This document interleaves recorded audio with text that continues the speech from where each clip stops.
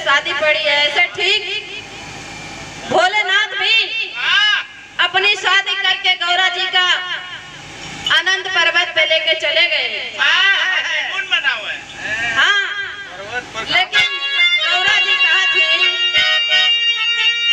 भोले जी से, ए भोले जी बहुत तकलीफ होता, बड़ा ज्यादा घाम लगा था ऊपर पर्वत पर, कैसे हनीमून मनाई है?